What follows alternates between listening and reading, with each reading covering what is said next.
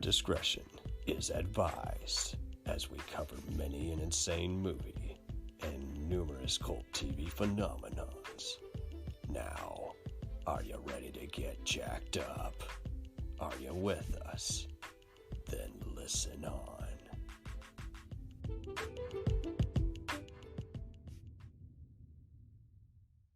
And I'm here with a special guest, good pal, acting colleague, and all-out badass and movie lover, JJ Balderas. How are you, buddy?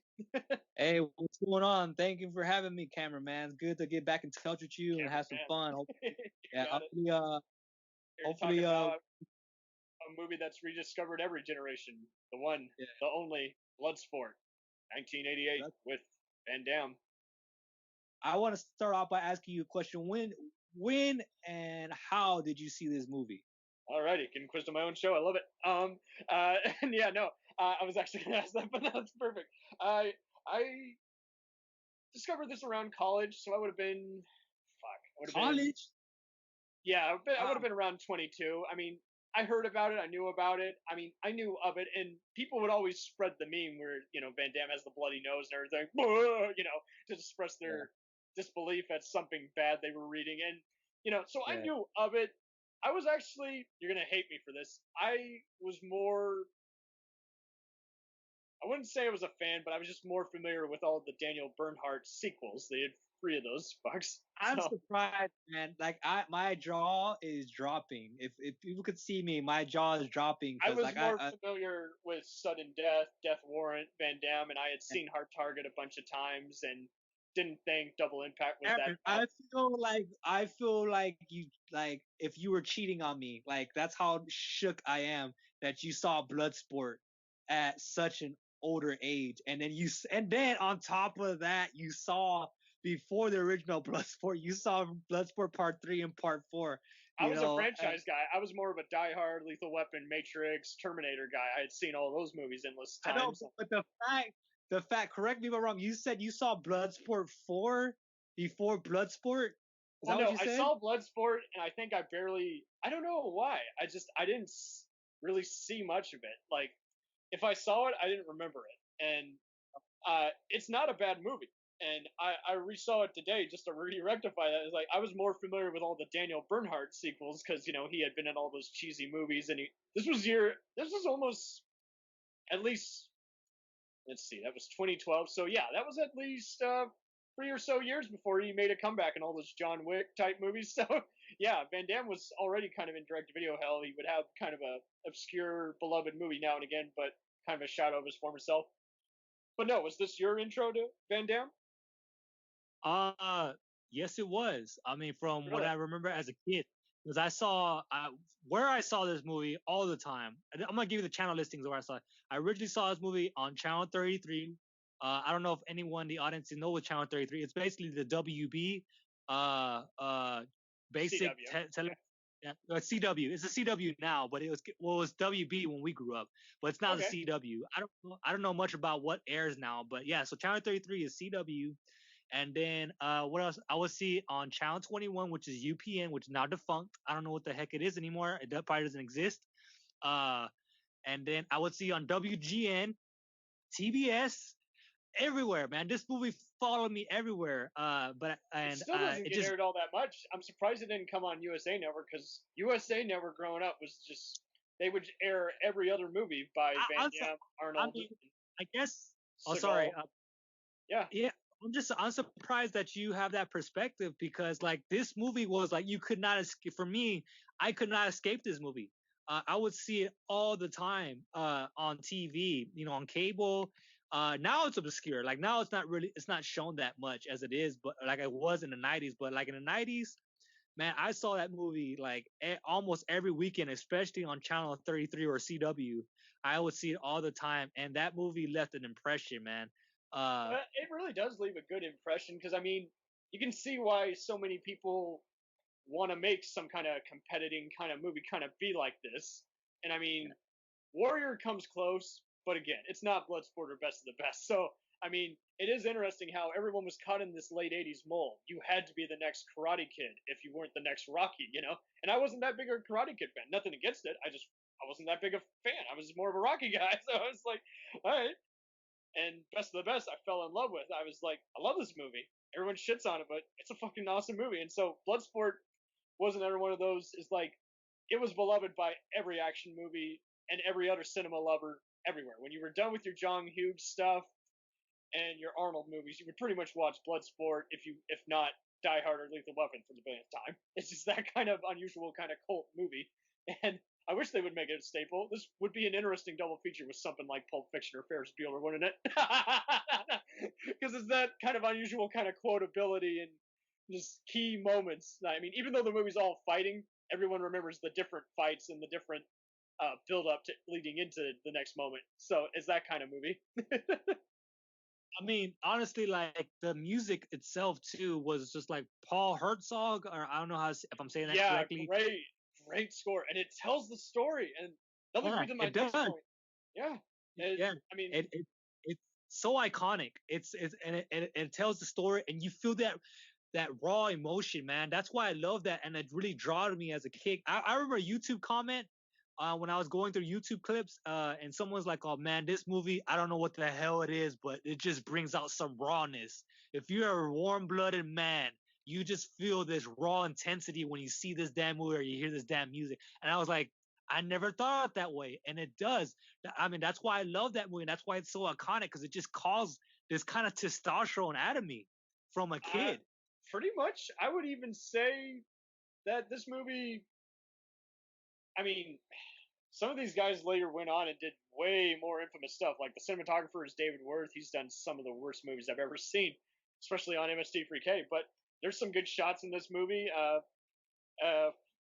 Forrest Whitaker has an interesting supporting role as one of the agents who kind of drops in on the fight scene. They try to recruit this guy, and they're like, "Nah, man, I'm good. I'm gonna keep boxing here." But it's kind of I love like when I was saying cinematography, I just love that era where they actually use actual streets and buildings and things like that. They give you a real. They went to a ghetto side of Hong Kong where it seems, and you see that. And I don't think you see that anymore. Usually, you see you see close-ups of people, so you don't really see the area anymore. From my experience, it's a close-up part of Koreatown in LA made to be dressed up. You know what I mean? It's just that there's always just something that sticks out because someone has to cheat it, because who can possibly afford to film a movie overseas now? I mean, you can if you got millions, but it's just amazing how there's always just that, and just the era it was made in. Even though it's the late '80s, like it kind of, I wouldn't say it's a timeless movie, but it is kind of a special. It could have only been made in that era kind of movie. Yeah. That's why I think everyone keeps coming back to it. It's not just the nostalgia. Hey, I had the HBO VHS tape of this. I watched it. Yada yada. It's something more to it. And yeah, I mean, everyone tries to recreate it, like Never Back Down. Like there's all these younger people like, oh hey, or like, oh Bloodsport, blah blah. Like it's not that really great, but have you seen Never Back Down? Like there's all these other new movies that take the premise of Bloodsport, which is different fighting styles coming together and fighting in some underground fight tournament. And I'm like, that's cheesy as hell. And like again, like that doesn't work for me. If it was any other movie, it doesn't work for me. New, whatever, it just doesn't work. But Bloodsport, it works. It's just like, I guess that makes sense, that it's just in the time where it made sense, it could be possible. And Bloodsport is also Enter the Dragon. Basically, that's what they said. They basically took the premise of Enter the Dragon and made it to this, what Bloodsport is.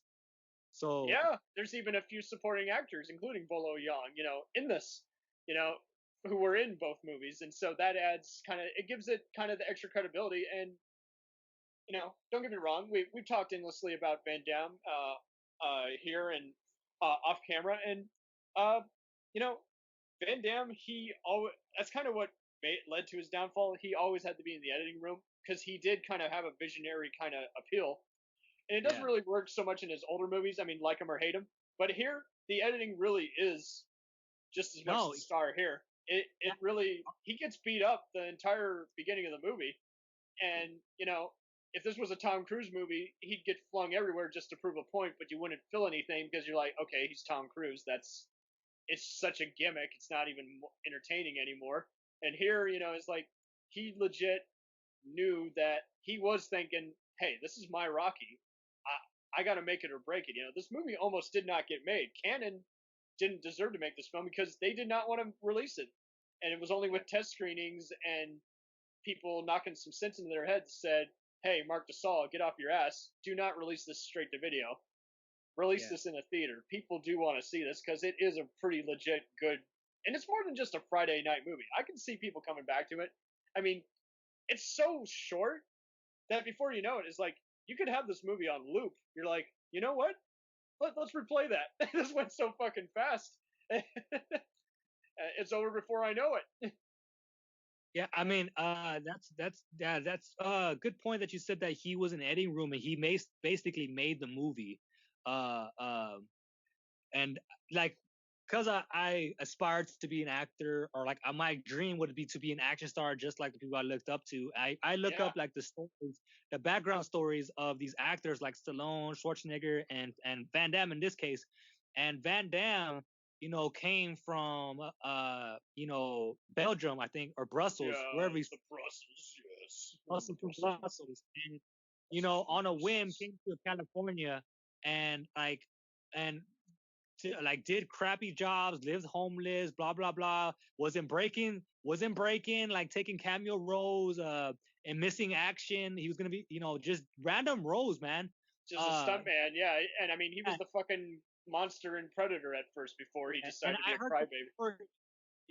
I heard stories that from Stallone said like, man, this guy over here just like about how he met Van Damme when Van Damme was just a starving artist standing outside of his mansion. He's like, yeah, this guy over here, man, would just stand outside my mansion and just throw high kicks. And like, I was like, who's this guy? He's like, I'm Van Damme. I'm gonna be the next action star. Like, okay, man. So and then like, so Van Damme had that hunger, man, just doing crazy crap like that, and that's how he met Menahem Golan, who financed who would finance anyone. And it's funny, Golan did not like Van Damme, but Van Damme was like, hey, I don't care that you don't like me. You want money, I'll give it to you, because I'm the shit. I'm the next best thing. Well, actually, I mean, what he from what I've heard because Van Damme, people always change their stories, but he said he basically begged him because he did it again. He tracked down Menahem Golan having some lunch with some Japanese filmmakers, and then he threw a kick in front of him again. He's like, hey, my name is Jean-Claude Van Damme, blah blah blah, and then Menahem Golan's like, oh, who the hell are you? And then the Japanese investors or filmmakers were like, hey, I like that guy, what the heck? So he's like, all right, I'll give you a shot. So he brought him in. I don't know why he brought him in, just what it seems to tear him down and say like, listen, you're not a star. These guys are stars. Stallone's a star. Chuck Norris is a star. Schwarzenegger's a star. You're not a star. And Van Damme was like, he said he got on his knees, hopefully just to cry. I don't know what, that's very ambiguous. He's saying he got on his knees and he begged Menahem Golan to give him something. So he looked at him and he was like, all right, I'll give you Bloodsport. And then like, oh, let's see what you can do with it. And then that's what happened. And then he was running out of funding. He ran out of funding. The movie wasn't going to be made. And then Van Damme put up his own money or started editing it himself. So he was just hell bent on having this movie made. And just as things weren't well received, like the initial cut apparently. And so the final cut is what, Van Damme lended himself to. Yeah, no, I only heard that story because of what Sheldon Latique said in a interview, a much more recent interview. So, I mean, I'm sure that he got some of what Van Damme said wrong, even though they're best buds. But yeah, I mean, he was the co-writer on this. And it's just so funny how this all spawned from some crazy guy who claimed to be from Nam and be an undercover narc who was in underground fighting. We'll return after these messages. Hey, feeling down? Feeling low? Not enough podcasts about movies in your life? Why not try... They must be destroyed on sight! The new Podcast Cure-All, sure to get you right with the world and on a path to better living. We have exploitation, we have Italian horror, we have zombies, we have slashers, we have crime films, we have spaghetti westerns, we even have sci-fi and sex comedies. So take a dose of They must be destroyed on sight. As Needed, and let the hosts, Lee Russell, Daniel Harper, Paul Romali, and the odd guest host cure what ails you. Warning, may cause atrophy, African consumption, black fever, bone shave, chin cough, colic, cramp colic, dropsy of the brain, elephantitis, grocer's itch, jaundice, mania, miasma, mortification, palsy, Pott's disease, rheumatism, scurvy, St. Anthony's fire, summer complaint, and worm fit in some people. Consult a physician before listening.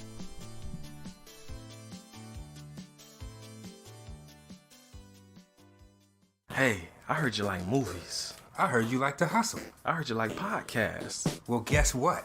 There's a podcast for you out there called The Home Video Hustle. Damn right. Every Friday, we talk about whatever movie PJ picks out the bag. What does that mean?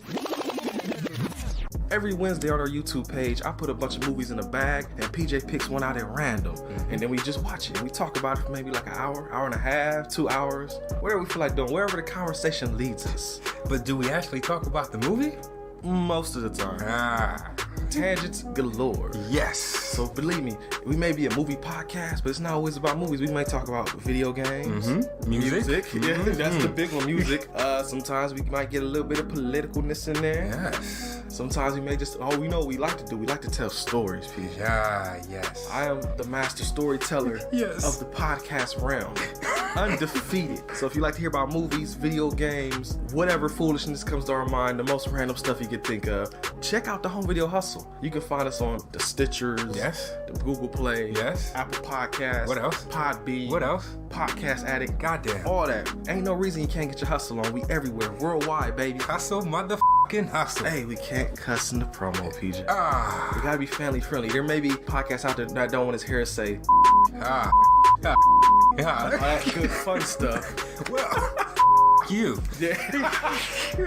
Don't run the listeners away, PJ.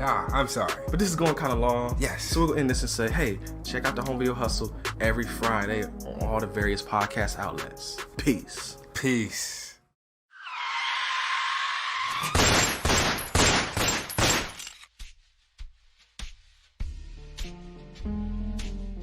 As far back as I can remember, I always wanted to be a gangster. And while Witch didn't make it to the top of the world, he did make the Gangs of Hollywood podcast. So join the gang and enjoy a movie review podcast about movie gangs, gangsters, mobsters, and the mayhem they cause. You can find GOH Podcast on Facebook, Twitter, and Instagram at GOH Pod at www.gohpod.com, as well as your favorite podcast listening app. And remember, say hello to your little friend for me.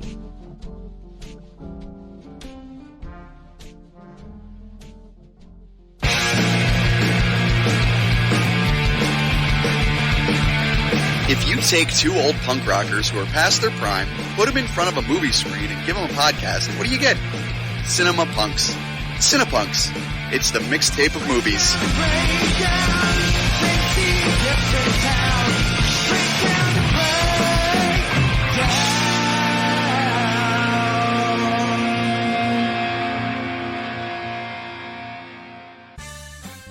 Did you ever see a film at such a young age it left you traumatized with cinematic wounds?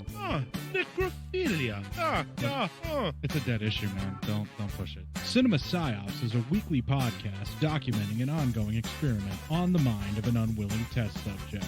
No one should have to watch this movie. Oh, no one should have to watch this? No one should have to watch this movie. Surprisingly, it's not a topic that a lot of people really want to tackle. I'm shocked, prudes. I know, really. Right? It's the next sexual frontier that no one wants to explore. I am, in the most sincerest of senses, disappointed in you. It takes a powerful goddess like Connie, jam her arm down the monster's throat and kill it. Oh, I'm still tripping out over that. Even as a kid, I was like, I gotta find a girl like that. Every week, I get a new look of disappointment that I never thought I could get out of it. Unimaginable. At 12 years old, you should not be watching this movie. Obviously. At 13, you should not be. 14, you shouldn't be. I'm not entirely sure even 17-year-olds should be watching this. Just because you're offended by something doesn't mean that you have the right to demand that it doesn't exist. Watching this film again, I had all of this like little nerd glee with everything that kept little history doll popping up absolutely. at you. So I totally loved this film. Hey, I know why you couldn't see that. It's because your brain's warped from watching this shit at 12 years old. Yeah, this is a rough movie. I told you ahead of time when we were getting ready to do it that it was. How gonna be did a you rough watch one. this shit at 12? Because physical wounds heal, cinematic ones don't. Listen to Cinema Psyops. It's time, let's check our cue, baby. Pair it with a couple brews, baby. We love good movies. We love the bad ones too. So we watch them all and pass their lessons on to you. Oh yeah.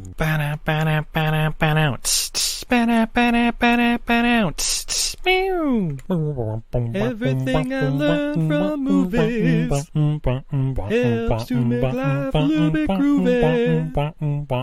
Whether one last plot holes or gratuitous movies, it's time to get busy with your friend Steve and Izzy at eilfm.podbean.com.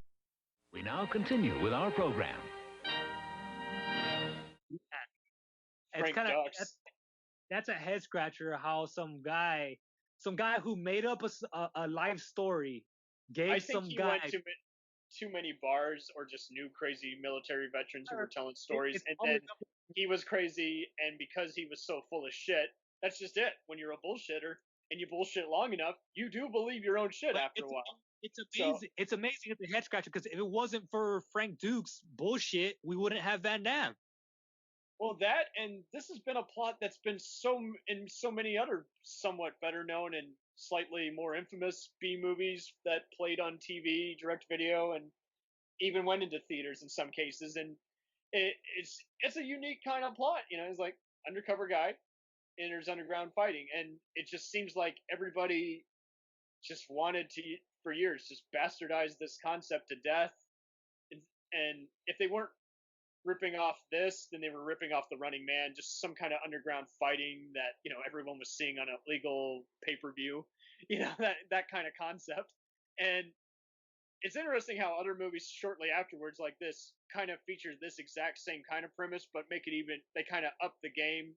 I wouldn't say they're better, but they try to up the kind of unusual obstacles and fighting aspect of it. Like Best of the Best 2 definitely covers an underground fighting, except for the most part it's outside of the underground fighting, and then the finale is in, you know, the illegal fighting with the Lethal Weapon type villains. So it is interesting how everyone's kind of done they can't escape it. You can't make a movie like this even now. I mean, nowadays someone might come up to you like say, oh, so it's like the next Never Back Down or Warrior with Joel Edgerton and Tom Hardy. And it's like, no, it's the next Bloodsport, you idiot. There's only one Bloodsport, man. And not to crap on the guy that took over the franchise, but like I said, like there's a reason I don't even want to try. Even though if Jackson comes, I know Jackson comes out in the sequels as well, but it's so funny. I thought Jackson died. I mean, because he just got so fucking beat up, and he's like, no, he's alive, but he's in one of the movies. Oh man, you don't remember that was weird when they kiss each other at the end of Bloodsport? It's like, okay, that's kind of weird. Right. I forgot that. Yeah, it happened so fast to me. Yeah, that whole, I'm just gonna say bromance, that whole bromance that was going on in that movie. But so I knew he was gonna come back if there was a sequel, but I never gave it the time or day to see Bloodsport Part 3 or Part 4 or Part 2, whatever I don't know how many there are. They're on basically Part 1 and 2 are just follow this one guy who's in all these Lego competitions in like Thailand type areas, and it launched the careers of a bunch of other guys who you see in a lot of John Wick, Deadpool type movies nowadays. And James Hong's also the sensei in those, so he lends a little credibility to it. They're decent. Part 4 is the infamous one, where it's like it's in one big Running Man, just like Bloodsport, just one big kind of illegal underground, just like totally underground, where it's like there's no way this could even happen. And it's just infamous as fuck. Like it's like bottom level, No Retreat, No Surrender, Kickboxer sequel territory. So, and those are others franchises stolen from Van Damme. So it's just kind of interesting how he's made a career of these movies that were stolen from him and made into franchises not involving him. And now that you brought in Kickboxer, like Kickboxer is it could be seen as a sequel to Bloodsport. I think so, because there is an underground fight, illegal fight that happens at the end, whatever, blah blah blah. But like I said, that's just why I've seen Kickboxer. I'm not really impressed. I own Kickboxer. I'm not really impressed when comparing it to Bloodsport. I was just like, Bloodsport's way. Bloodsport, it has way better. That's another thing I want. Yeah, that's one thing I want to talk about is that what makes Bloodsport amazing and separates itself from other underground fight movies is that every character is like has their own iconic moment in that movie. Like like you have the sumo wrestler, you got Paco for sure, and then you have the black dude, who very like crawls on the floor and does whatever. And then you have they pretty much learned from No Retreat, No Surrender. You just couldn't do that all over again. You had to make this movie actually be notable. Because I mean, I went to the final Mystery Science Theater live tour, and that was their movie that they were picking on, was No Retreat, No Surrender. And No Retreat, No Surrender is like, it's kind of in Karate Kid territory. It can't decide if it wants to be the next Rocky, but it's just, you want to talk about bromance and all the other just illegal fighting, is like, it's so inconsistent in tone that kind of lends it to just a easy to mock movie. But Kickboxer, I can see why people like it, because basically Van Damme is still in break-in mode. He's still kind of reeling off the success of Bloodsport, while at the same time kind of. It's still a good movie, decent movie. Like I'm just saying, but like it's still, I prefer Bloodsport. I told you before this interview that I think Bloodsport is Van Damme's finest action movie for me. Obviously JCVD, the movie title JCVD, is his best acting performance, and he shocked the hell out of me in that one.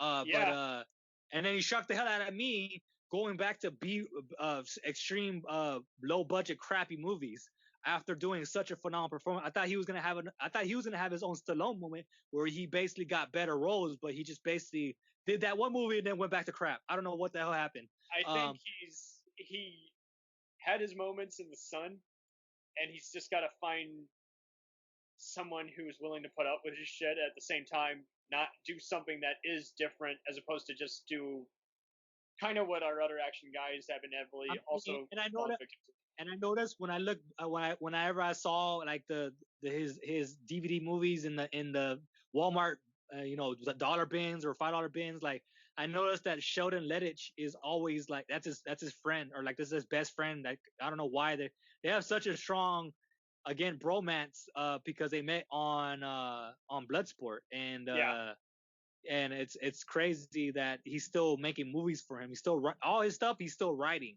I mean, the Tech has it easy. He just is providing the budget and creatively involved, but at the same time, it's all about who you have, the other people behind the camera, and how they're marketing. I mean, obviously, people are going to scoop it up anyway, even if they don't like it as much as Bloodsport. But like you say, it's getting a little frustrating how you have to kind of try a little harder just to find some of these people who can make a movie that is just well done in most areas. And I mean, I don't think Van Damme is even bad here as an actor. I mean, obviously he varies throughout his career. They always have to. I feel his acting. I mean, like, you told me never limit myself to one style, to keep an open mind. I felt that, man. I felt that. Like, oh yeah, man. But I mean, everyone hates that scream. Like, it's funny that you bring up the scream as a meme, bro. Like that scene. To this day, I like to exercise. If it wasn't for Van Damme's acting and that scream, man, I wouldn't be who I am, man. That movie molded me into like wanting to lift weights and trying to do the splits from time to time, and then like feeling my groin snap and be like, fuck that, that's not for me. But like, Van Damme did a great performance, man. Yes, it's a cheesy ass movie, but he did a great performance where I felt it and I believed it, man. And he just had that charisma that took him to the next level, and he has that. And a lot of people to this day still don't have that charisma that these old action stars have. And like I said, it was a Agreed. yeah, he was a great. That's why I think it's his best film overall because he came in he wanted to be the next Bruce Lee. Basically, that's what he wanted to be, and he somewhat achieved that. And I mean, don't get me wrong, because like in the he kind of returns kind of to this roots. You've seen the movie In Hell, right? I've seen parts of it. I saw it when it was on TNN one time, and then so I've seen parts of it. Not all the way. It came on USA Network all the time, and I'm sure it came on Spike TV, which, like you say, was previously known as TNN. Yeah. Don't get me wrong, they've really upped the game now. Now that they're the Paramount Network, now they have some really cool shows on there now. But for the longest time, they were kind of the running joke because they would just air anything in the Sony or Paramount vault late at night at 2 a.m, and sometimes it'd be a good movie like a DTV movie like Animal with Ving Rhames, and then other times it'd just be a total shit fest. It's like, yeah, no, this sucks. There's a reason this is here. But I mean, they were pretty much airing the stuff that, like you say, that TBS didn't have the license to particular month, and then other times they would air stuff that's like, we have exclusive licenses. We're going to show you this Jet Li movie. And very much so, like, it does get to that point where it's like, In Hell is kind of it's a totally different kind of movie. It's basically his lockup, like with Stallone, just innocent man framed for murder and sent to prison, and his wife is killed by gangsters off screen or some shit. So, yeah, that's what it is. He's framed for his wife's murder. So it's kind of like The Fugitive minus all the running around, being pursued outside. But it is legit well acted and well done. Yeah, I remember one scene because I remember my dad finished it. Like I remember I walked in the room, my dad was watching it, and that's the scene where like in the beginning, like he's crying, right? He's like drinking and crying because he's sad that his wife died or something like that, right? Yeah, because I mean it was by Ringo Lam, who had worked with him previously on Maximum Risk, and you can tell Ringo, this is totally just a Hong Kong movie. It could have worked for any star, and so as a result, it works for Van Damme, regardless of whether Van Damme hadn't worked well in other movies or good in other movies. It just works for him because the material's good. So, and it's well shot and everything. It's well scored.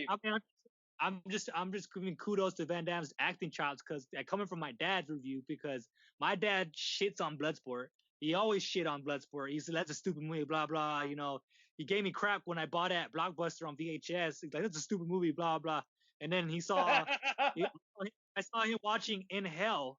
And like there's a scene where Van Damme was crying and like because he lost his wife, and then my dad was like, "Oh man, that Van Damme can act," and I was like, "Ooh, okay." But my dad's a harsh critic, and if he gave Van Damme props for doing that, then I mean, like I said, like it's a fortune that I didn't see the movie all the way through because at that time I was like, Van Damme straight to video, I'm not gonna give it a chance. Like I said, all I have is Bloodsport. And that's basically it for the time being at that moment. Now I will say, I've seen Universal Soldier, and that's a great movie. That's a runner up. That's like as one of his best. Sudden Death too. So I saw Sudden Death. I saw Universal Soldier and Sudden Death this past year I saw Universal Soldier for the first time ever, and I saw Sudden Death again after seeing it on the USA Network. And it was all right. It was okay. I thought it was okay when I was watching as a kid. But it works. It works for me. Powers Booth does an awesome, badass job. And so does Van Damme. But Universal Soldier was really good, man. Like I was surprised. Shout out to Dolph Lundgren as well. Like I just thought, like I saw Van Damme and Dolph Lundgren on the cover of Universal Soldier, and I accidentally or mistakenly saw Universal Soldier 2 with Goldberg in it. That was my mistake. I got that because back in the day, Goldberg was like the hit WCW superstar, and they were hyping up Universal 2 and also Jean-Claude Van Damme's return to mainstream or whatever. And he even had an Entertainment Tonight weekly with Van Damme. So it was being hyped up a lot. It was Bill Goldberg, Van Damme, Michael J. White. And then I got this movie, and I'm like, this movie is shit. What the hell is this? And then like I automatically assume like if Universal Soldier 2 is bad, I can't imagine how bad Universal 1 is. So I stayed away from it, and I find like, what? One night I was like, I'm gonna give it a shot. And man, it was a good movie. It was surprisingly good. What else, man? I'm not. Wake of Death is really good, and that's another one that played on USA quite a lot. But if you want a cool mix of Hong Kong and French, flashy crime and immigration saga, this is pretty much Van Damme's Taken. It actually comes out the same year as Man of Fire, actually. And yeah, it went direct to video in most areas, but there's plenty of other areas where it saw a theatrical release, actually. So it wasn't bad either. But like you say, it's just Van Damme does kind of struggle to kind of stay as relevant. I mean, Dolph is actually going behind the director's chair. Seagal is giving less of a fuck at this time. And people are getting sick of how, his ego and his giving, I like how you I like how you're saying he's giving less of a fuck this time. Like, this guy has been not big giving a fuck since 1995. I mean, it's been pretty bad for. I mean, I'm pretty sure he has had the worst career, or he's still stuck. He's never ever surpassed, make comebacks whatsoever. Van Damme had a better comeback, even though it was like a moment, a short moment, a blip on the radar, I guess I should say. It was, he had a comeback, with JCVD. And I guess Expendables 2, I'm pretty sure people are like, you gotta say Expendables 2, even though I don't like that movie. I love Van Damme in that movie. We talked about this, but it's a shitty ass movie, but it's also a kind of a notch underneath Van Damme's belt whenever he was coming back, to mainstream. But Seagal's never fucking done it. Well, speaking of Seagal, I mean, we brought up Frank Dux, who again is infamously the source of the so-called story that inspired this movie. Seagal was basically Frank Dux if he had a movie career. He just is the same kind of deal. Where it's like this man had all these stories, people believed him, and all these Italian greedy producers were like, "Sure, you want to be the next Arnold or Chuck Norris? I'll give you money." And so it was so funny how he was coming out around the same time as Van Damme and Bruce Willis, and just all of a sudden we no longer have just Arnold and Stallone rivalry, and now we have Van Damme, Seagal, Willis, and even Burt Reynolds and a bunch of other guys left over from the 70s doing all these tough guy movies. And so it just becomes kind of interesting how we don't even have that now. I mean, we had some of it briefly in the 90s, but it was mostly direct-to-video nonsense, that played at HBO at 5 in the morning. And once again, we're kind of having that still today. We're just having too many people. I mean, when Vin Diesel first came out, everyone was like, he's going to be in the next Van Damme. And I even heard people saying, oh, The Rock, he's going to be the next Arnold. Now, I would see him in interviews that you can't even find anymore, but I remember back in 05, 06, back when we still had dial-up, we still had, new digital infrastructure for internet. And we still are kind of seeing that today. Everybody has to be compared to so-and-so. They're afraid to be them. They're afraid to be the next thing.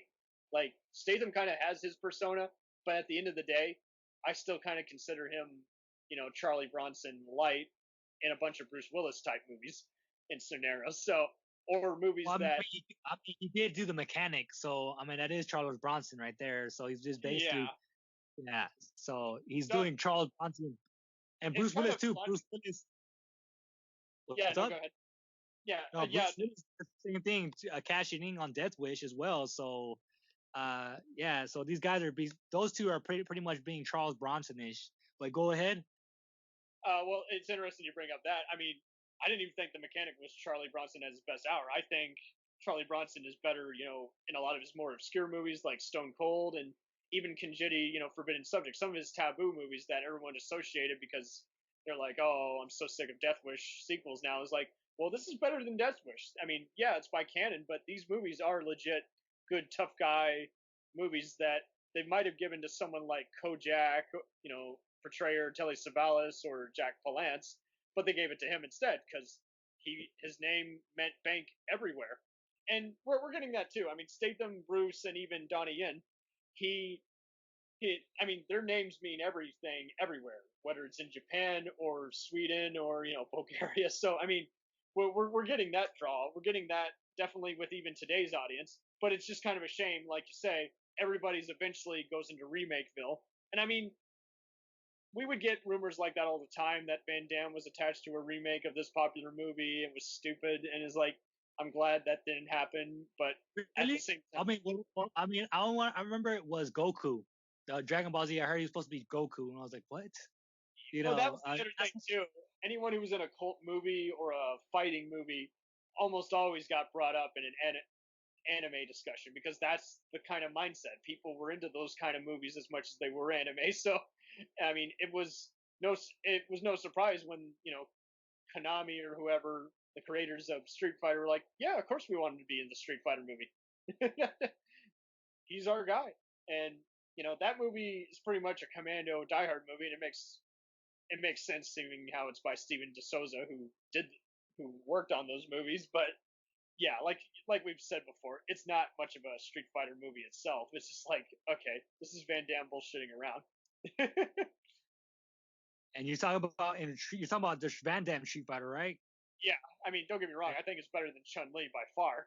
Chun-Li is like, they didn't care. Van Damme did a terrible job on that movie. We're gonna talk about that movie also as well. I mean, he did it. It was a terrible movie, but Raul Julia, saved that movie because I watched that too. Yeah.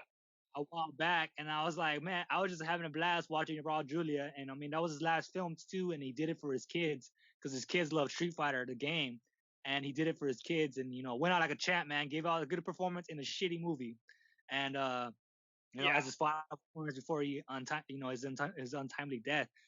But yeah, man, he saved that movie. He made it entertaining, whenever they did a riff tracks of it recently. I ain't gonna lie, man. When I take a caffeine pill to get ready to work out, man, I hear that voice. What did you expect? You expected to fight a man, ended up fighting a god. That's how I feel that's how I explain caffeine to anybody. You feel like Raw Julia whenever he gets the fucking power suit in Street Fighter. So that's how I. So yeah. But that's the thing where Van Damme gets a bad name for, but in a way kind of make his movies appealing, because you almost always, every one of his movies has to have he pulls a Stallone where he takes a very popular actor and he has to have an over the top villain in one of his movies, kind of like with Stallone, he's got Brian Dennehy, Donald Sutherland, and a bunch of other, even Steven Burkhoff. And just in all his movies doing over the top performances. You see it even later in his Expendables movies, but same thing with Van Damme. It's like you got Powers Booth in Sudden Death, you got Lance Henriksen and Arnold Vosloo in Hard Target, and then you get again Raul Julia in Street Fighter. It's like it was inevitable. Van Damme has to have an over the top villain in his movies. I mean, every villain in Death Warrant pretty much has always been a go-to villain in a bunch of other movies. Whether they're more respectable or not doesn't matter. At the end of the day, everyone's like, I think I saw him. What was that one Van Damme movie that was on HBO every day? Oh yeah, Death Warrant. I know him from Death Warrant. If you don't know him from Bloodsport or Street Fighter, you know him from Death Warrant. So I have that. I bought that movie at the thrift store, like a Van Damme collection, Cyborg, Death Warrant. I think Replicants in there. All for $1, folks. I got this all for $1 and another movie. It's like the Van Damme collection for $1. So I haven't seen Death Warrant yet. I saw Cyborg. I used to see Cyborg all the time on Univision or Telemundo, the Spanish channels. That's how I used to see it. I only remember vividly the beginning fight scene at the warehouse and stuff. That's what I remember the most out of that movie. And I saw Cyborg. Growing up, I saw the final fight scene where they're just endlessly screaming, charging at each other. Yes, that's where I was like, oh my gosh, this is. I saw Cyborg because, like, man, I just on that alone, I was like, this is such a nostalgic movie. That's why I bought it, because I was like, I'm buying this just for Cyborg, because I remember this used to be badass, because I had that memory of the warehouse fight, and then I saw Sadly, it's on a cheap ass, low budget, like you have to get the German. It just made me laugh because in my childhood brain, I thought this was like a freaking blockbuster. Like special effects, everything was really made, and then. Yeah, and then number 2 was the nonstop yelling at the fight. I thought that was so badass as a kid, and then it was just ridiculous seeing it as an adult. And I gotta lie, the story is pretty flat as well in that movie, and it doesn't really make sense. And it's apparently better, much like Johnny Mnemonic with Dolph. It's apparently better if you watch the German Blu-ray. Because apparently it's just all uncut. It has a totally different score, totally different tone, and has a few missing scenes, and it has even more uncut violence. So as a result, you get a more complete movie and a totally different ending. So it's kind of funny how that launched much like Bloodsport, Cyborg pretty much launched a bunch of basically infamous, just kind of, if you weren't seeing a bunch of kickboxing fight to the death movies that went straight to TV or DVD and played endlessly on the movie channels, you saw a bunch of cyborgs fighting in the future movies that were like Cyborg or Running Man. Perfect. I think to me, the perfect example or the perfect connection that Cyborg has, it reminds me of Fist of the North Star. That's how I know they made a shitty ass Fist of the North Star live action movie. And that's like the mainstream role that got Gary Daniels on the map. And it's a shame because Gary Daniels, like Dolph and Van Damme, is a reasonable martial arts talent, maybe even a decent actor. He's more Jason Statham than Jason Statham would want to be, but Jason Statham kind of stole his thunder. Even though Daniels had been working, years before, in all these silly movies in the Philippines, and like you say, Fist of the North Star got him more offers, but he got way, way better movies as a result. And yet some people still don't know who he is. I mean, they're like, hey, I know who Scott Adkins. I am not gonna lie. I saw Oliver Harper's review of Fist of the North Star, and he goes into detail about actors and their backgrounds like that. And he said the same thing. It's a real shame that this was a shitty ass movie because he's a really talented person. He has his own series or his own cult following, but he could have been a mainstream guy. But it's unfortunate that Fist of the North Star really tainted him in the eyes of a lot of people. Like that's yeah, I mean, those had talent on screen. That had Chris Penn, fresh off Best of the Best, still known as younger brother of Sean Penn, and it had Tony Randall, who was more known for his effects-driven blockbusters like Hellraiser 2. And it's just no one was getting along, and so as a result, you had a movie that was better known for its gory effects than actually being a good movie. So, what a shame. Yeah.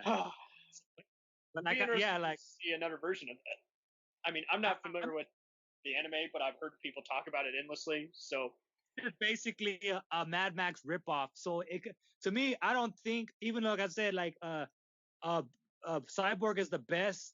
What could have been a Fist of the North Star type of movie, I think, because like it just Cyborg reminds me of like a really bad, because there's plenty of bad dub versions of Fist of the North Star movies, and Cyborg 009, that's another anime, but Cyborg reminds me of like a bad dubbed, because you don't know what the hell is going on in that movie, and it reminds me of a bad dub version of a Fist of the North Star anime I saw, and that I think to me. On that judgment, I think Cyborg is the closest thing that we got to a live action Fist of the North Star type of movie. But in general, if we're talking about Fist of the North Star, I can't see that as a live action. It just doesn't work. It's a ridiculous premise. It's a Mad Max ripoff. It works as an anime because it's poking fun and having fun at the Mad Max stuff and Bruce Lee and all that stuff. So it's fun as an anime, but as a live action movie, just like Dragon Ball Z, I don't see a Dragon Ball Z live action movie happening. I don't see, it looks ridiculous on screen. I mean, that stuff is better for animation. But that's I think we could do a good version of Appleseed live action. But like you say, I mean, Fist of the North Star was kind of just testing the waters in the foreign markets. The result, I mean, it was around the same time as Crying Freeman with Mark Dacascos, and that's another movie everyone's mixed on. But it's kind of funny because that movie got into the States through people kind of doing bootleg DVD sales. Never had an official U.S. release, and yet Fist of the North Star did. It was from a lot of those, international companies doing a lot of anime and live action movies, or OVAs, which were, Japanese original, content. And it's kind of, like you say, it is annoying how we've seen a lot of people just try and adapt anime again and again, and it's just like, just don't. Just don't. And I mean, I've kind of grown out of anime. More power to people who are bigger anime fans. I mean, I respect it.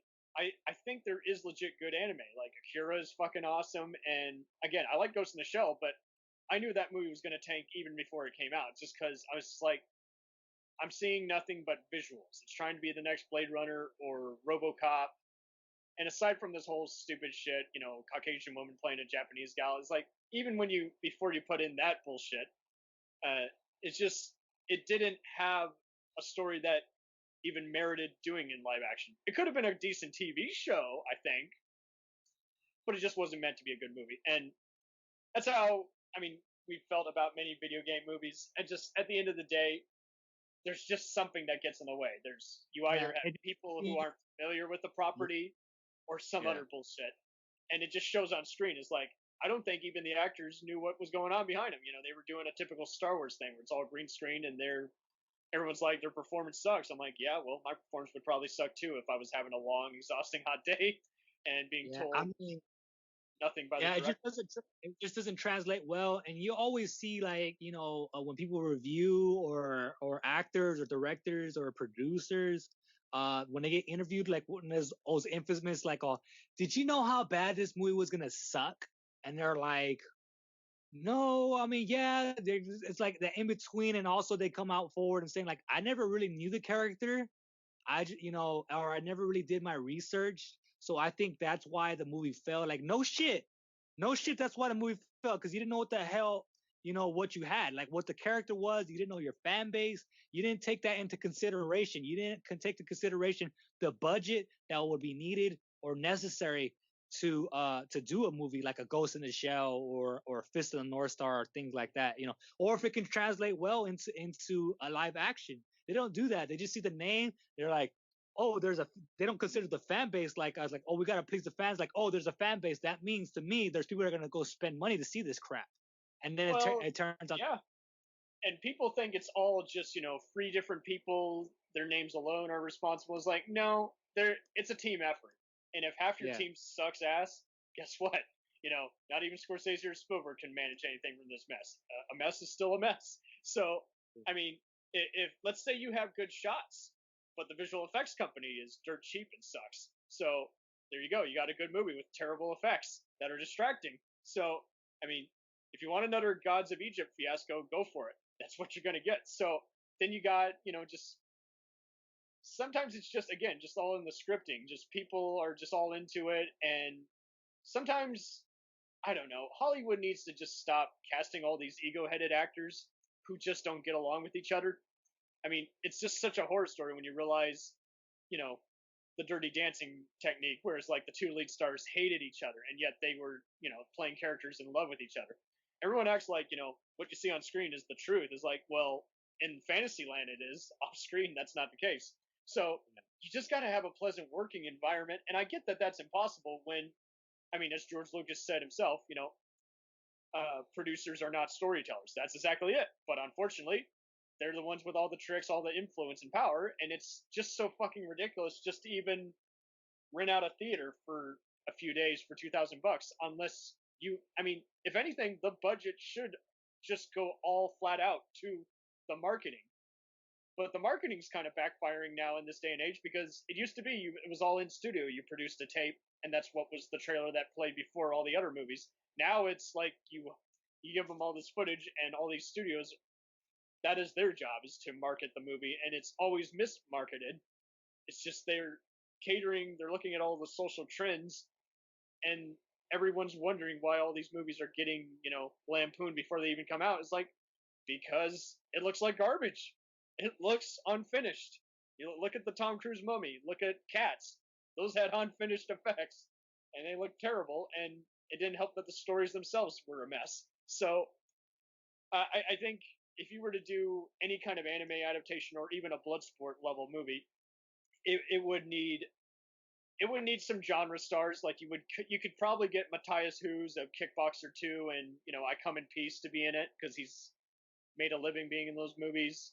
You could definitely get a cameo by Van Damme or Don the Dragon Wilson, but you would also want to get just some kind of newcomer who is a legit good actor and who can do kickboxing. And that, again, is why I swear by Donnie Yen, the Hong Kong superstar, and Frank Grillo, who started out as a character actor and seems to be the supporting or lead in every other, you know, independent or mainstream action movie. It's like, I like those guys. Those guys need more work. Carl Urban, as we've talked about off screen, again, good actor, has already proven himself, and doesn't seem to have an ego to where, you know, he'll refuse a role if he's not the lead. He does plenty of movies where he does only just a cameo or a supporting role. Even other people like Liam Neeson and Matt Damon are fortunately doing stuff like that.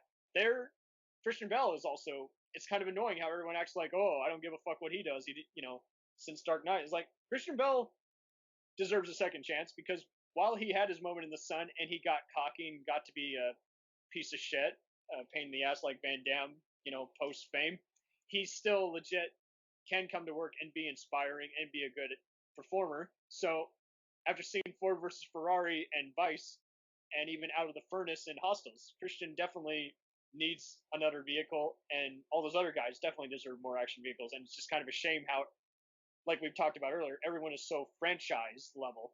It has to be a big nonstop franchise. It's like, well, eventually, how many sequels do you need before it gets old? Let it die. Well, I don't think it's necessarily like, especially Christian Bale. Like, I think Christian Bale is just a great actor overall. I don't think his career dwindled after. If you're referring to Terminator Salvation, I think he overcame that. I think he won an Academy Award after that too for that. Yeah, nice. He did great as Dick Cheney. Yeah. Yeah. So or the other one where he was the boxers. He was with Mark Wahlberg. I think it was The Fighter. Was it The Fighter? Yeah, that was The Fighter. And I don't know why. I didn't really think that much about that movie. I didn't hate it, but I didn't like it either. I was just like, okay. I mean, Christian Bale and Mark are good. It was. I mean, Christian Bale did a good job. Like I said, like he stole the show and he won his award. I think I could have sworn he won the Academy Award for that one, but as for Best Supporting Actor, but like I think he's just done with it. I don't think Christian Bale really wanted to be an action star. I don't think that's what he sought out to be. I think he just wanted to do Batman, and then all these roles happen. He's like, oh, let's do it, and he kind of, after Terminator Salvation, he's like, let's not do it. And then, so he got wise really fast and stopped doing that. But it's funny you bring up Salvation because that's another one where the star, much like Van Damme went into the editing room on his movies, Christian Bale went into the editing room on Salvation, and that's definitely why it suffers as a movie. He wanted more me time. I did not know that. I thought the producers lost faith and they were trying to fix it because it wasn't resembling too much of Terminator Part 2 or Part 1, or basically becoming what we already know. Which was stupid because there was just no way that it was going to be like any of those. It was an ensemble kind of disaster movie, and it was kind of more like Mad Max and Star Wars, even Transformers to some extent. So you had all these mixed bag of elements, and very rare do you see even just the Terminator portion of it, or even the future war moments that audiences wanted to see. I mean, and it's one of those, I can have it on in the background, but it's not a great movie. It is not even a complete movie. It's just, it's popcorn, but it is definitely a sign of the times that Terminator, has worn out its welcome. And I mean, we already did an episode on that, on the whole franchise. So it is much like the Street Fighter movie or even Fist of the North Star. There's just so many elements in one big shit sandwich that it's just like, you can have it on and watch it, but God bless you if you can actually be entertained by the whole fucking thing, because it's messy. So, don't get me wrong. Christian has been pretty a decent tough guy. Like I said before in those Out of the Furnace, Equilibrium, Reign of Fire, and even Hostiles. But like you say, post Dark Knight, even pre Dark Knight in some context, he just gets in too over his head and just, like you say, I don't think he really necessarily wanted to be a tough guy actor, but he ended up being in a lot of these adrenaline-fueled movies with good acting in them, much like Warrior. I mean, he's not in that movie, but that's another example of a bunch of, everyday actors playing tough guy roles. And we're kind of seeing too much of that nowadays. It's like everyone's afraid to try and find the next Schwarzenegger. And we talked in a previous episode about The Rock, how he's kind of just doing career stability. He's like, I'm going to just do bullshit for a decade, then I'm going to start giving a good movie. I'm like, no, that's not how you do it. You do a good movie, and then you start worrying about, I mean, you shouldn't have to worry about career sustainability if everyone wants to work with you. So, I mean, Van Damme's kind of had it. Statham kind of has it here and there. I know there's a lot of people who are like, oh, you can't talk smack about him. It's like, here's the thing. Statham, when he's in a good movie, it can be good, but he has been in a lot of shit. So we're not at fault for just not liking certain movies or liking it, but not caring whether he was in it or not. So I think we're definitely at a standstill where everyone's, again, afraid to take a risk, let alone afraid to just find a legit good script and get some unknown martial artist to be in it. And I've seen some legit good low-budget martial arts movies, starring the likes of Rick Yoon, who, was in other stuff like Die Another Day and Olympus Has Fallen, always kind of the go-to for playing a bad guy. And then we had other people like Jason Yee and a bunch of these other guys who did solid, low-budget action movies that look professional. And so far, it seems like Scott Adkins is kind of the go-to guy, but Scott Adkins took a while before I saw a movie where it's like, I really like that movie. But fortunately, he's still getting work in some big-budget, on-screen, visual effects blockbusters, and then he goes back and he does a movie that, hits select theaters or the internet that everyone's like, this is really awesome. So I think he's taken Gary Daniels' thunder. He's definitely inspired by Van Damme, but I feel like his movies are slightly more, I wouldn't say they're unrelatable, because, that's all opinionated. There's plenty of people who swear by either Van Damme or Schwarzenegger or Stallone, but I would like to say that he's been all man. He realizes how much time goes into every step of the way. So he has an ego that's under control, and he knows how to do at least 5 movies a year and stay relevant. I think that's what he said in one interview. It was like, I stay relevant. And I'm like, that's good. Because he works out at 5 in the morning every day, even if he's butt tired. He works out, and then he's heavily involved with the creative development, even if he's not writing it. So we definitely need more action stars like that. I am sick to death, again, of just superheroes in capes. Don't get me wrong, there can be some good ones, but they're often diamonds in the rough. Unpopular opinion, I know. So only one I've been impressed, surprisingly impressed. Last action or superhero movie I saw that impressed me, and I thought it wasn't, was Ant-Man. That was I know I'm like not popular on the decision, but that's like the last superhero movie that's actually impressed me, and I was entertained, and it was a decent story, and everything else is pretty much poop to me, I think. I'll give you that point, because it's trying to be a comedic kind of heist movie, kind of like Ocean's 11 kind of. So no, I'll give you that point. I was kind of more impressed by Doctor Strange, just because that was by horror maestro Scott Derrickson. And I was disappointed with Doctor Strange, man. I wasn't a fan of that, but I know your boy Scott Adkins. I know your boy Scott Adkins in there. That's one mainstream movie he did. Yeah, no, he's in it. I just thought the in-parallel visual effects were kind of mind-blowing good in a good way. But I will admit, a lot of people had issues because the main character isn't the most relatable. He's kind of an arrogant genius, and I'm like, that's fine. I understand that. It's just after, Captain America movies have kind of done a good job of trying, at least the first two, of kind of trying to do the Rocketeer kind of thing, where it's like, let's do the old-fashioned serial like the Phantom was trying to do. And again, my dad even said it best himself when he saw Avengers 3 and 4. He's like, because those were trying to be all Lord of the Rings kind of epics. He's like, great, now I don't have to see the rest of these fucking movies. I'm like, I'm with you there. It's kind of just, you've seen those, you've seen them all. It's just, I got so fucking sick of those Thor movies trying to do all the 80s style fantasy, but they were just dull. I know some people like them for their mindless action. That's fine. I just can't stand the main lead in any of those movies. That just pisses me off for some unusual reason. And and it's getting even more annoying because you just see all the money on the screen. You don't see the content that you paid to see. And you were mentioned earlier, hardcore movies like The Punishers and Blade, they're kind of the bastard childs. It's like, that's wrong, because those launched so many people's careers. Dolph Lundgren, Thomas Jane, and of course Wesley Snipes. Those guys owned those roles. Those guys were awesome. Even Ray Stevenson is very underrated. And it's kind of a shame that he's in all these cult movies and doesn't get as much attention. So, I like how video on demand is a thing and the internet is a thing, but it's still getting annoying because every once in a while a dud comes along and you're like, you know what? Fuck you, Netflix, for taking advantage of us. We do take this seriously.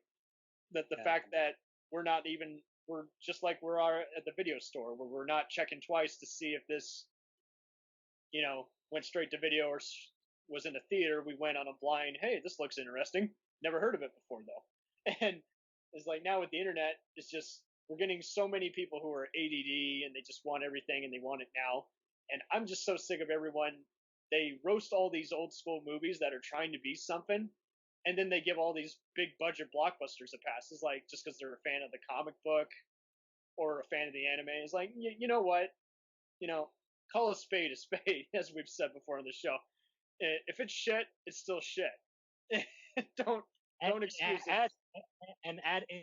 Adding insult to injury, most of these mainstream movies take away from, or like they take ideas from the movies Better that the fans shit on. Yeah, like I was like, come on, man, like Asian movie is like they have to rip off. If they're not ripping off X-Files or Twin Peaks in some way, then they're ripping off, Starman or E.T. for the billionth time. And I mean, we've talked about it before with the sports movies. That's Starman's shit. Anyone has not seen Starman, you need to see Starman. It is shit. It will make you cry. If you're a guy that cries. But I didn't cry, but it was a feel-good movie. But I will say Rain Man will kind of make you cry, but that's just me. So anyway, it's interesting how these sports movies take inspiration from either Bloodsport or Rocky. But now it's like, I see some people saying, I want my movie to be like Warrior, and I'm like, Warrior's a good movie. It's a good brutal movie, but it didn't exactly, it just delivered dramatically, but it did not break new boundaries like Bloodsport or Rocky. Warrior's the one with Tom Hardy, right? When he's and and see the UFC crap, right?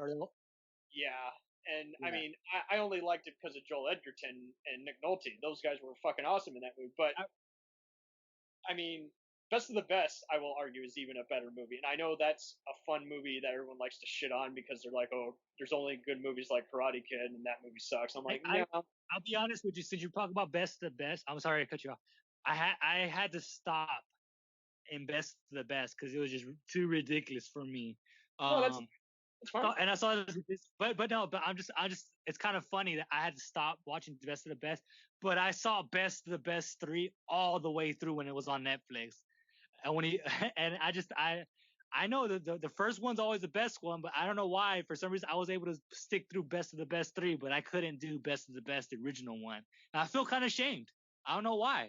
It's kind of a slow burn. I mean, I just thought the James Earl Jones inspirational speech was enough, and then the last hour is just the fights and the whole they're fighting Korean team, an international fighting team. Part 2 gets a lot of shit, but I kind of like that one also because it has the Bloodsport angle. It has the underground fighting. So, and the Running Man thing where it's on like illegal pay-per-views and TVs. Part 4 also gets shit on because it's basically a Die Hard 2 at the airport and a bunch of Russian terrorists. But if you know what you're in for, and you'll, once again, like Part 3, you want to see Philip Reed carry the movie on his own, mostly successfully, then, I mean, go all in and have fun with it. Ernie Hudson's also pretty good on that one also. But then again, Ernie Hudson's he's in Best of the Best too? Best of the Best 4. He's a police detective. Best of the Best 4 is basically, like, Part 3 is basically a Western. It's a Bad Day at Bad Rock or a First Blood type movie where you gotta, take back the town from all these evil rednecks and KKK assholes. And Part 4 is basically just all these Russian terrorists trying to set off a bomb.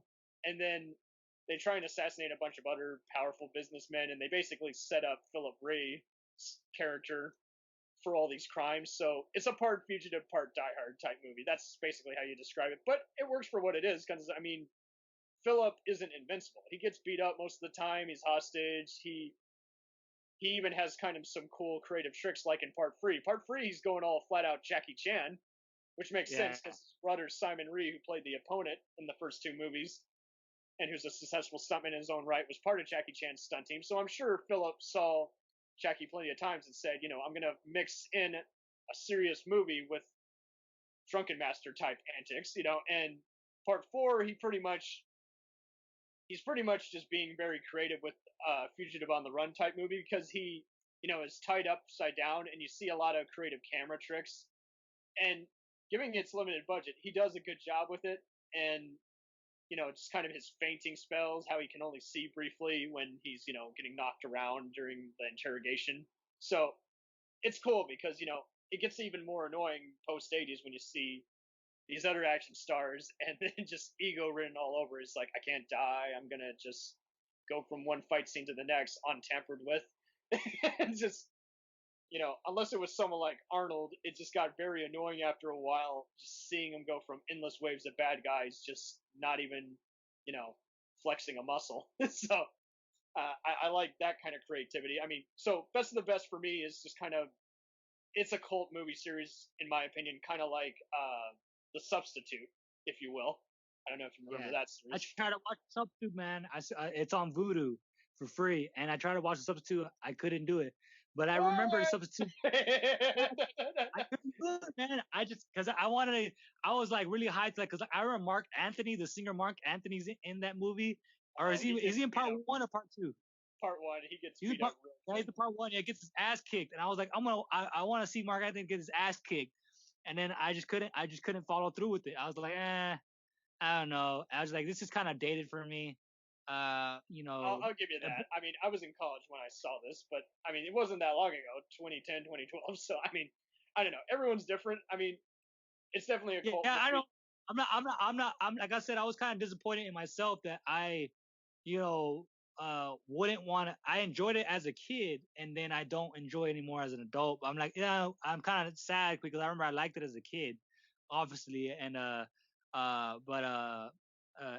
yeah. So that's how we are with I don't know these what entertainment movies and new image films. Also, some of them is like, this would have been great growing up if you'd seen them on TNT or FX early in the morning, and some of them is like, yeah, this always sucks. I don't know why. If I'm in a bad mood or what, it just doesn't work. But I mean, we just did an episode a day ago on Full Moon Entertainment, and those are definitely examples of movies that you either like or hate, or like them because they're bad. You know, it's just depending on the movie. So, God. So, Bloodsport. If you had to rank on Van Damme's career, this would be like number 1, 2, maybe 3 for you. I'd be interested to hear your thoughts. Oh, Bloodsport. You mean just the original, right? That's your question. Where I rank it? Yeah. Not the sequels. Just where you would rank it in Van Damme's career. Like I said in the beginning of the podcast, man. Like number 1, man. That's always that's, number 1. Always number 1. Universal Soldier makes me think twice though, but always number 1. I mean, I gotta watch Universal Soldier again, just to make sure. You know, he doesn't do bad in Universal Soldier, but his accent does keep slipping the fuck out. So I would just say, not too worried about that. I'm not, but like I said, also, I don't know. I think I feel kind of steals the movie from him. You know what I mean? Yeah, that's what I'm thinking.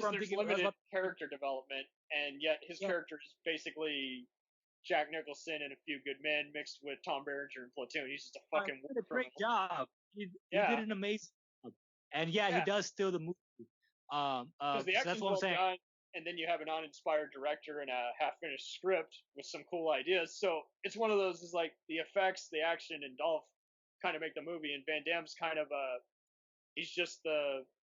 Don't get me wrong, he's in some of the hysterical scenes where he's just sitting around there just fucking naked, and the girl just comes to, is like, here, put some clothes on.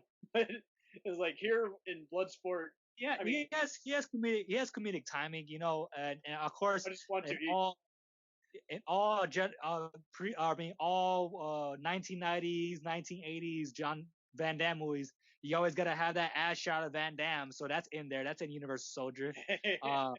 I guess in his contract, he's like, I like to have one ass shot in every movie, or I do no movie, you know. But he needed a girlfriend, so he's gonna show what he's got. So Bloodsport, then maybe Hard Target, and then I guess I'd finish off with Sudden Death, or maybe even unpopular opinion, I'd probably put Maximum Risk on there because it's a cool noir / crime thriller. I would say for me, it would be Bloodsport. This is action. We all know JCVD, the movie JCVD, is like his best performance as an actor.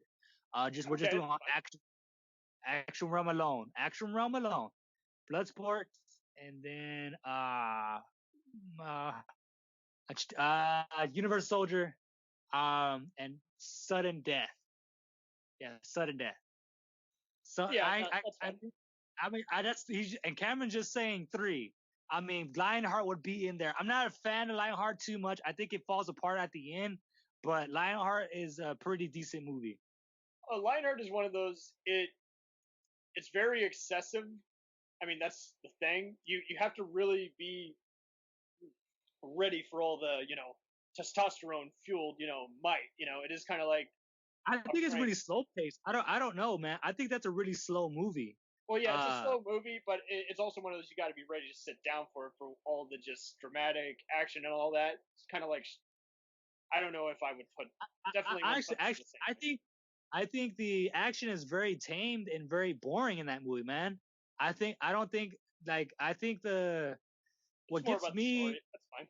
Yeah, it's more about the story, and so the action's not really done well, especially when he fights the main guy at the end. It's really a cheap fight. Just mainly Van Damme doing kicks and that crap, and like and not even In Hell, I think is a better version of this movie. Yeah, so I mean, but Lionheart, from his '90s era, I think Lionheart's pretty decent. Cause I mean, I'm grasping for Schraw's and Van Damme's video catalog.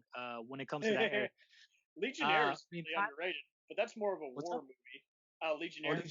I haven't seen that movie. But that's more of a war movie, you know. It's one of those anyone could have been in it. You know what I mean? I'm not saying he doesn't do a good job in it. He's playing a member of the French Foreign Legion, and there's some interesting story in there because it's kind of like in Hell and even Bloodsport, where he has this unusual background backstory before, and it's kind of one of those only he could have kind of done that kind of movie. But if you wanted to, you could have miscast some other beloved action icon and put him in this movie. Is all I'm saying. So it's interesting how this character, he's playing, a thief and, who's, loan sharked by a bunch of these guys, and he just to run away, he joins the French Foreign Legion army and meets some unusual buddies along the way. It's an interesting movie that is often mocked because, it was like 500 million or some ridiculous amount, and it went straight to video in the States, but it went international, theatrical elsewhere. But everyone only knows it from, because it was shown endlessly on, FX cable TV network, so, or USA, my bad, but same difference, I remember seeing Legionnaire on my TV guide whenever I was a kid. I used to see it on USA, Legionnaire, Van Damme. I was like, it's probably like a direct-to-video. I'm not gonna watch that. But I mean, right. If I could check it out, there's a lot of Van Damme movies on streaming right now, so I'll definitely check that out. But yeah. I'll take it back. I take it back. I take it back. Bloodsport is not the best Van Damme movie. You know what the best Van Damme? Hard Target. Knockoff. Now I'm kidding. I'm just trolling. Knockoff was a terrible shit movie. And that's the thing, because I like Park Sai. His work. I'm probably mispronouncing his name because I suck, but he's a good filmmaker, who's, done many collaborations with John Woo and done some original crime thrillers. And just the editing in that movie just pisses me the fuck off. And it sucks because, once again, it's another Steven DeSouza, Die Hard, Lethal Weapon type script. And it's just, Rob Schneider was already an indicator I was going to hate this movie. But, I mean, it's just so zany, but in the worst possible way. Just needed some tightening on the editing and everything. And it also just came out at a time when, again, that's when everyone was getting sick of Van Damme because he was an egomaniac. And I saw that movie in the dark. That's how I saw it. Really? Oh, shit. Yeah. I would have been 8 when it came out, so that would have been a no-go for me. I only saw, and the only way I was going to see R-rated movies if they were on cable TV. So, it's just, my parents didn't give it shit. Like, whatever. I'm glad. They're like, you'll be fine. It wouldn't let me see Beavis and Butthead, but they had no problem taking me to go see R-rated movies. I don't know. Go figure. Parenting 101 right there. I see that all the time. Like, I see people. Here's a common indicator, and I see this in a lot of forums, especially on YouTube comments. You see a lot of people who were fine with letting their kid play a South Park video game, but not fine with them watching the actual TV show.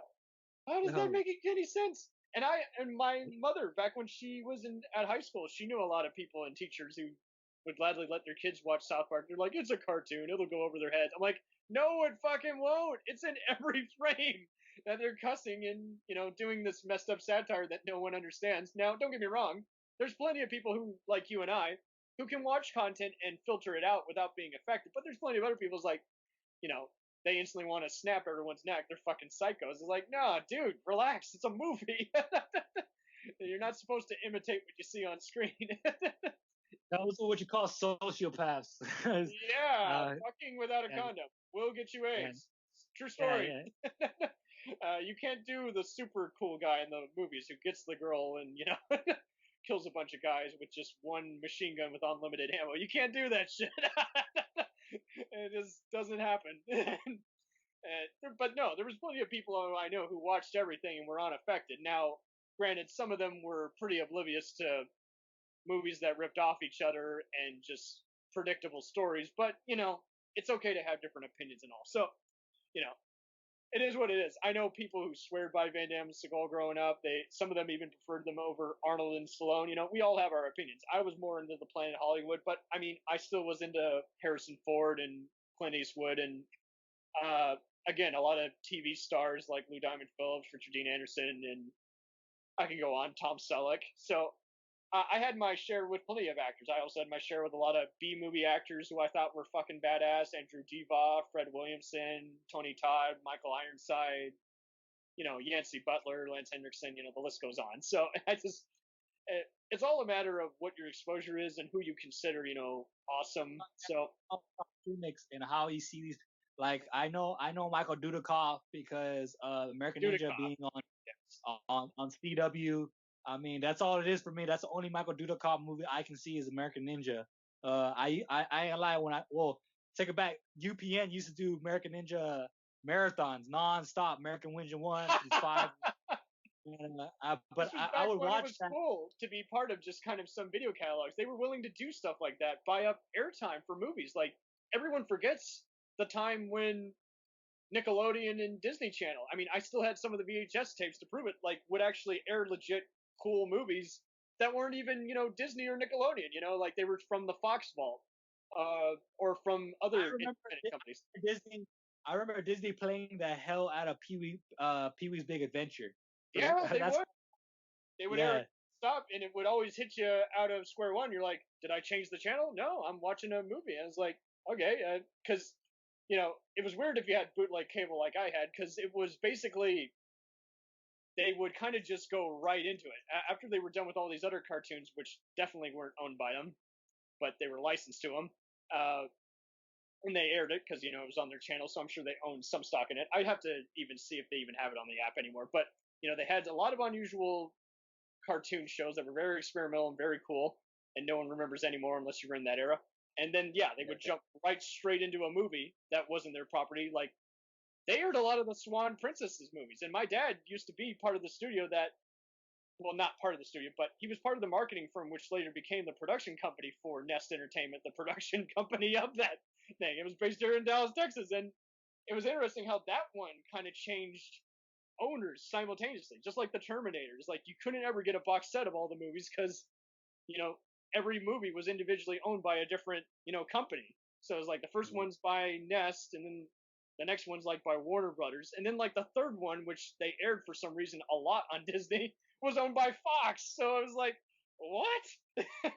And that's just it. It's like it's no surprise that they bought Fox in my mind, because they had a lot of people who had formerly worked for them, like Don Bluth and all these other Disney-esque plots that just so happen to be, a Warner Brothers or Fox movie. So, very much so with, it's interesting how UPN and all these other channels were willing to, again, play the game. Air a lot of movies that have already aired endlessly on Showtime and Cinemax, and they would air because, again, they were affordable movies that you already got in a DVD 5-pack.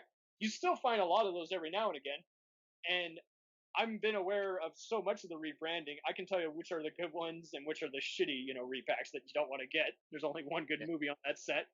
But I like how now they're catering to a bunch of the other beloved stars. It gets so annoying, though, how some people are bad-mouthing some of these early Denzel Washington or Mel Gibson movies, and I'm like, these actually aren't bad movies. It's just you're disappointed because you think they're the main star. They're not the main star. They're just a supporting role because, like, their 5th or 6th movie that they ever did that was made for TV. But, I mean, Dudikoff is interesting because I pretty much knew all his direct-to-video movies off the bat, and I didn't mind them because they looked professional and they were trying to be the same kind of big Jerry Bruckheimer type epic, kind of like The Rock, Crimson Tide, or even other movies around that same time like Broken Arrow, Executive Decision, or Air Force One. they were those kind of movies, which made sense from his career perspective because he'd already been doing that a decade earlier in the American Ninja stuff. So, outlandish plots, save the president, fight a bunch of unusual, shady organization. And it is interesting how, for the longest time, people thought he was a legit martial artist. It's like, no, I'm just an actor. So it's just, you could have fooled me, man. He impressed me in American Ninja, so that's why I was thinking. Athletic. I mean, hell, he does a lot of running around in bachelor parties. So I mean, yeah, I thought he was legit, kind of running around being goofball and knew had at least a yellow belt or something. But it's like, no, he's just an actor who's that's good at what he yeah, does. like you said, like a lot of these stars that I know, like Marta Dacascos, Michael Dudikoff. Yes, so underrated. I got into him in college after years of seeing him as the Iron Chef. I knew him since as a kid because again, when WB was the shit, man, that's what would be on there. If it wasn't for all the other movies I listed, it was Only the Strong. Only the Strong always came. USA, then also USA would put Drive on there. That's how I saw those two movies. That's awesome. Yeah. I know his movies were on HBO quite a lot, and I saw the VHS trailers for him a lot.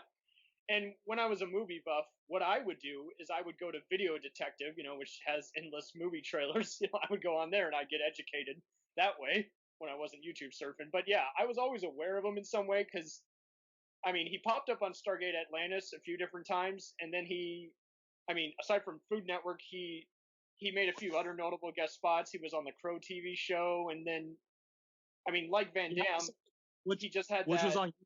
it was on UPN. Stairway to Heaven was on UPN for me, really?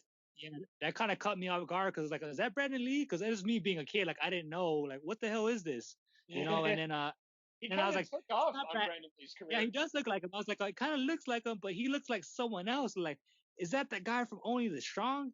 And like, well, hell yeah, it's that guy from Only the Strong. I didn't really get into that, but I just like, only like what I don't know. I get attached to these actors to like I always want to see them do good and go on better roles, even though if I don't like it, or I just wanted to see them come out on more content, like like Marta Dacascos. Yeah, Dacascos was one. Olivia Grunner and Don the Dragon Wilson, I would always look forward to, and because I felt like they all had the careers, and they for the longest time were always blacklisted or just mocked because people saw them and Jeff Speakman as just being Van Damme or Chuck Norris wannabes, or even Dolph Lundgren wannabes to some extent. And it just got so annoying how it's like, even though these movies are being seen on TV or the VHS shelves, they're still being mocked, even though they know legit kung fu and sometimes have a decent movie or a story. And Dacascos, I think he's good. I like how he became known for just several different eras. I remember him from a martial law episode. Not the best episode, but a very cool fight scene that he does briefly with Sammo Hung. And my grandmother knew him because of his appearance on Iron Chef, Dancing with the Stars, and even Hawaii Five-0. So it was kind of cool how he kept recreating himself, much like Van Damme in a way, just every other era. And as opposed to slowly fading out. And I haven't seen him, but he's in John Wick. He does good in that. My sister and I just guffawed endless amount of times with every one-liner. Because he's working with people who he speaks the language of. Just knowing how to mix physical gags with a cool Tarantino type crime story. And Keanu Reeves is just the nicest motherfucker ever. And there's another guy who doesn't get enough credit for reinventing himself. First, he was the dumb slacker comedy guy, then he's the action guy with Speed and Matrix, but then even post Matrix he pretty much reinvented himself. He would do these other indie comedies. Street Kings is a legit good crime thriller that he did with the Training Day guys. And then again with John Wick, he's still doing some other stuff that he doesn't get enough credit for, that's kind of a throwback to his earlier dramatic and sci-fi era. And I think he is definitely way more relevant than Tom Cruise, because Tom Cruise, he hasn't had a hit other than Mission Impossible, and people are just they have such a love-hate relationship with him because there's not a Tom Cruise movie that I like, honestly, to be honest. A Few Good Men, anyone could have played that role. Let's be honest. I mean, I don't know. Like, Tom Cruise is not really. He has a face that you just like to punch. I don't know, man. Like, but I know he's a heartthrob, blah blah. Everyone loves Tom Cruise, but it just. I don't think know. that. I know a lot of people find him ugly, but that's the thing. Is like, and going back to our earlier point here. I mean, Van Damme gets a lot of shit for his ego, but at least here with Bloodsport, he just wanted to make a legit good movie, and then the rest of the time he pretty much just let his ego surface. And Tom Cruise, like you say, has just always had his ego surface in every fucking movie that he does. Even, I mean, don't get me wrong, I like Minority Report, I like Few Good Men, but then with all this Jack Reacher stuff, he legit wanted to make that a franchise, and it wasn't at all like the book. It's a good action movie in its own right, but it's not at all like the fucking book. So it's just like, it's another movie. He needs to just slow down. I mean, he could quit making movies and no one would give a fuck. Really, no one would give a fuck, because when we see Mission Impossible, we just want to see stunts. We don't want to see Tom Cruise. We want to see stunts. So it's just interesting how, I mean, I heard everyone's divided on his other stuff recently, and all I can say is he's just overstayed his welcome. He doesn't know what to do with himself. He could easily be direct to video and no one would care. So it's unpopular opinion, but he's got a stronghold in Hollywood, so that's why he's still in there. He's got that little cult thing going on. I'm not in Delft. Yeah. So I'm pretty sure they're calling shots, and that's why he's still having a career like the way he is. Do a movie about the mummy and take it serious. No, you shouldn't do that. That's not a good idea. So, yeah, I mean, like I said, like we're going back to like all these stars that have like low key careers, like really under the radar. But to me, I know these people just on what I saw on regular TV as a kid, and this is like in '95, '96, and that was kind of a second avenue. Like everyone remembers, paid programming as well as just kind of. It was more interactive. It's just like TV was the second avenue. It's like if you didn't see it in the theater, if you didn't see it on the video shelf, that was where you saw it. And it's still kind of an art that's lost. I mean, they still have the mentality from a marketing perspective, hey, here's an easy to afford movie that kind of has the same kind of content that we're looking for, so we're going to air it on our channel, but we don't, like you say, get the nostalgia so much, or even just get introduced to new faces. Now it's just kind of like, well, it's on, so I'm watching it, but it's not well, here's how I discovered so-and-so. He was awesome, as the one dad, that sitcom. And then he did all these cheesy movies that, if you're in the 90s, you would have heard of. And you kind of liked. So the VHS catalog is gone, but fortunately we still have Lionsgate, who's been doing this since, the 80s, back when they were Vestron, a little-known company. But we're having a few other ones. Vertical Entertainment's another one. New Image partners with a bunch of other people, and there's a few other companies that are pretty much making their objective be, independent action and horror movies that are either premiere on DVD and Blu-ray, or at least are shown at limited screenings at festivals. So we're seeing some new faces, but it's still going to probably.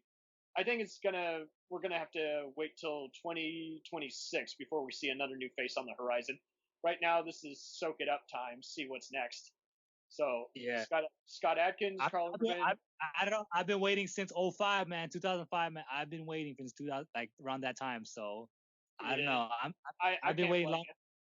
Yeah. I can't blame you, because it seems like anyone who's been past the torch kind of wrecked it, or just was inconsistent with their content. You know what I mean? Or you got all these other, veteran stars, and they were just doing shadows of their former works. It's like, okay, I enjoy it because I'm a fan, but it's not their best work. What? It's the franchise era, man. It's like it's the nostalgia comic book franchise era, man. If it isn't something that's been made already, I mean, or a superhero movie, it's not gonna. The chances are of it being made are really, really slim. So that's one reason why we haven't had, I guess, a Van Damme, Stallone, Schwarzenegger lately, because we don't. Hollywood doesn't want to do that. No, Hollywood doesn't want to give a person the chance like that. I guess there was more risk back in the day, more opportunity for stars to rise, but there isn't. Fortunately, we got a few people who might make comebacks. I mean, I know they're bringing Stargate and Nash Bridges back, or at least they're talking about the former, but I think we're going to see some cool guys resurface, but like you say, we're gonna have to suffer for a lot of shit first before we find something cool. So we'll keep Well, supporting. that's why I got all these movies. That's why I got all these movies that I haven't seen, and I'm gonna watch them because, like I said, I told you off the video that it's better than the new stuff. Tubi's a great place to find old videos or old movies and old obscure action movies, and I'm searching and I'm watching all these movies now, and there's animes, all the stuff that I wanted to watch is on Tubi. I'm really amazed. Sorry if I'm shamelessly advertising them, but I'm really impressed with their content. So I can wait. I can wait until we find something, you know. Yeah, no, that's fine. Yeah. And rediscover the old gems, the cult movies, and the B action, and because I mean, I'll keep supporting Frank Grillo and Scott Adkins and Carl Urban, but I'm still gonna be annoyed having to look for something that's better known and that you actually want to see in the cinema. I mean, don't get me wrong, I wanted to see Bad Boys Free. I was like, okay, that's a return to the Will Smith I want to see, but at the same time, the sequelitis. So I was like, and I don't know. I was at a busy enough. I'm so busy as it is. I really need a good reason to go to the movies. And it's just easier to stream nowadays, and you don't miss anything. You get to test out your own theater system. It's all fun. So at the end of the day, it's about, do you win? Do you, the viewer, win at the end of the day? Do you get entertained? Because I'm not getting entertained watching endless bullshit from Nicolas Cage. I get entertained watching this, not even buying movies so much anymore, just finding something that I can watch and review and praise. I'm always looking for cult movie franchises that get less talked about, because after all, I review stuff for the Action Elite, but I take that position very seriously. It's like, I'm not here to bullshit. And even the admin is like, thank you, you're doing a good job. You're bringing up stuff that no one talks about. The other guys are too dry and take this too serious, or don't even tell you why it's good. They're just like, it's awesome, you should see it. I'm like, that tells you nothing. So thank you for being on here, man. It's been great. Thank you too. Thank you for having me. Hopefully I didn't bore anyone to death or anything like that. Oh, we're totally catering to all the B movie, hardcore 80s action guys. So, I mean, we talk about a lot of horror stuff that no one remembers, a lot of spooky stuff. And, I mean, I'm going to have my sister and a few other people guest on here. And, I mean, we're going to talk about plenty of other stuff that... It's cool. So if you ever want to talk about other dinos, zombies, and everything wrong with millennials, this is the place to talk about just that. As long as you invite me, man. I'm the type of person, I don't like to overstay my welcome. So I'm always open for an invite. So whenever you want to invite me, just invite me, man. Because I'll talk your head off, man. So, but yeah, man. Thank you for having me. Thank you for whoever's listening, and I hope to be back.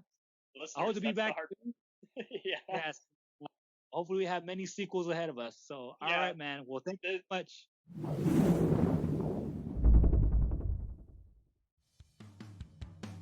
The Jacked Up Review Show can also be followed on Facebook on both the page and the group. Feel free to chat, leave questions, make requests for future episodes. You can also follow us on Instagram and Twitter. Thank you so much for your various support, and we'll continue to entertain the hell out of you. Till then, take care.